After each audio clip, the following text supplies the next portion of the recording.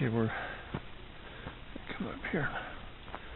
Go to the stage station. Now, I'm thinking these platforms were either corrals or guest tents.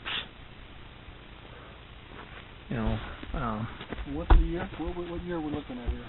Oh, we're probably looking early 1900s. Oh, really? Yeah, maybe close to 1800s. I thought you were going to say like, you know. Well, I'm kind of thinking probably about 1901 to 1930. Well, this is for transporting people from here to where? Roosevelt. Oh, the lake is, or what is that? The dam, where they were building the dam. The dam, okay. The Roosevelt town is right there next to the dam. Gotcha, just down the Cooper Dam and Hoover. Yeah. Boulder City with Boulder Dam at one point. Yeah.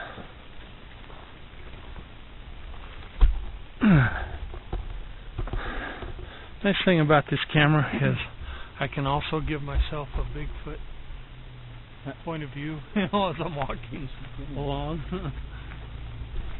Now, are there any stories to go with this?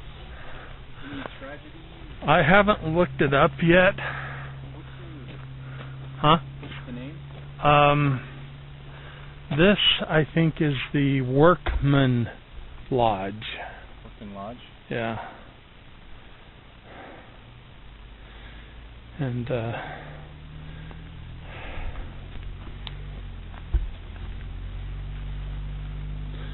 so not only did the stages come here, but I believe the freight trains or the freighters, freight wagons would come here. Well, if we could find a story, some kind of tragedy, you know, or something that happened here, that'd be great for our haunted portion. Well, you can see it was built like a fortress.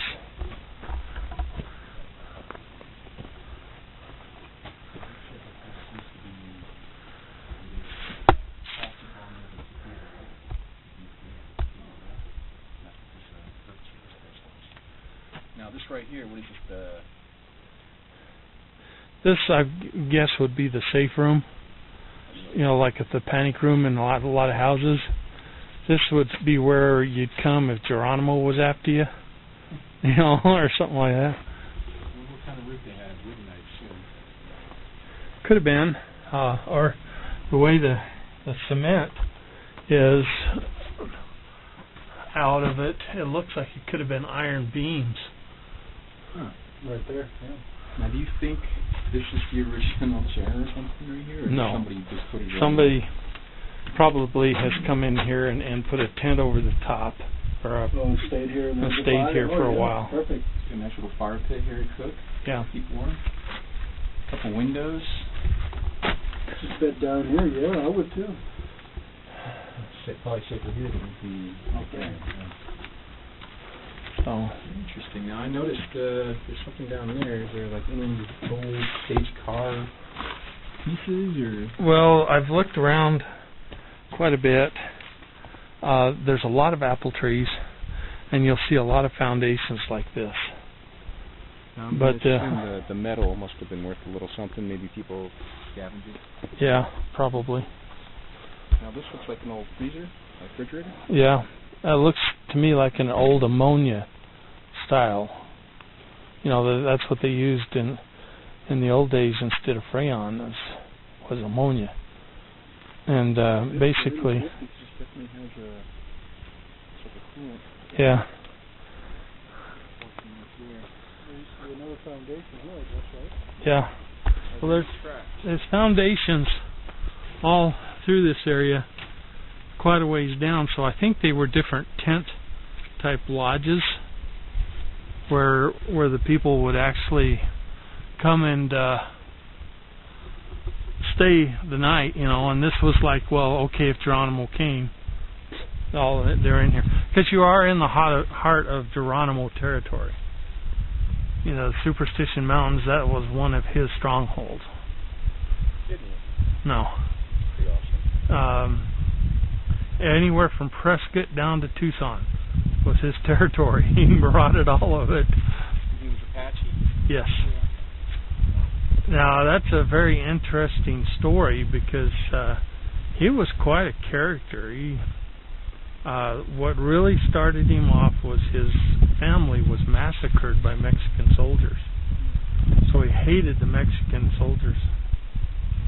And because the U.S. encroachment, and they sent soldiers out to basically corral up the Indians and stuff like that, well, he didn't like much for the U.S. soldiers either.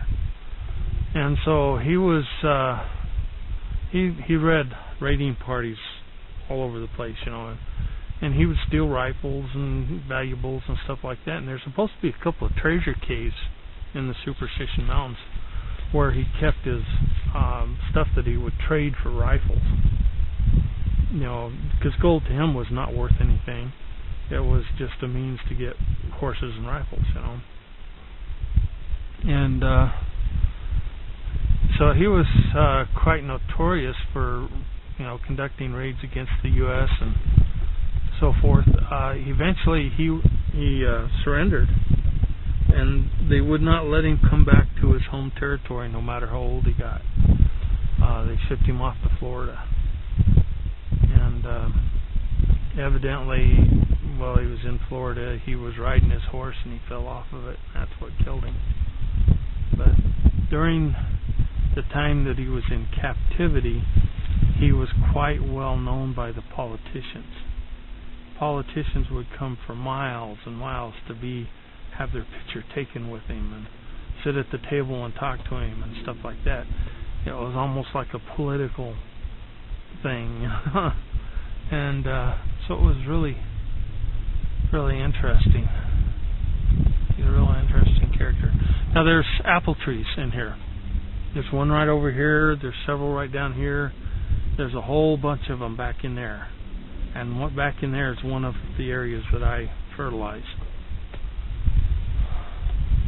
There's somebody getting out of the truck. So, pretty interesting place. So where would the tracks go? I'm trying to figure out how the, the stagecoach. Yeah. The train. Stagecoach. Freight wagons. Okay. You know, mule teams. And then they went up, like the 20 mule team they used to have down in Nevada? Yep. Interesting. Now, can you imagine riding a mule team down that grade that we just went to make our phone calls? No, I was saying that I can't imagine it with, in the winter. Yeah. With ice and stuff or snow. Well, that's why a lot of it went out through Young and, that direction, because it was actually easier to approach it from the north. What's hiding in the tree here? What's that? Camera. Is it an insulator? Might be a telegraph insulator.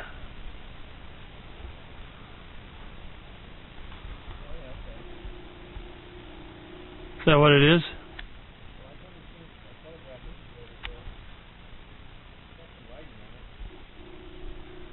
It'll be a porcelain donut. One wire will go through the middle, or the nail will go through the middle, and then the wire's wrapped around the outer edge of it. Yeah.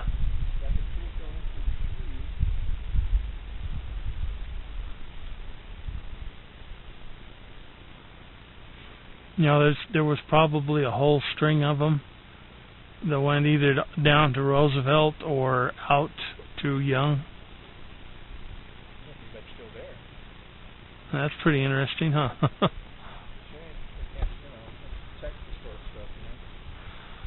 Well, to tell you the truth, I don't think many people know this is here.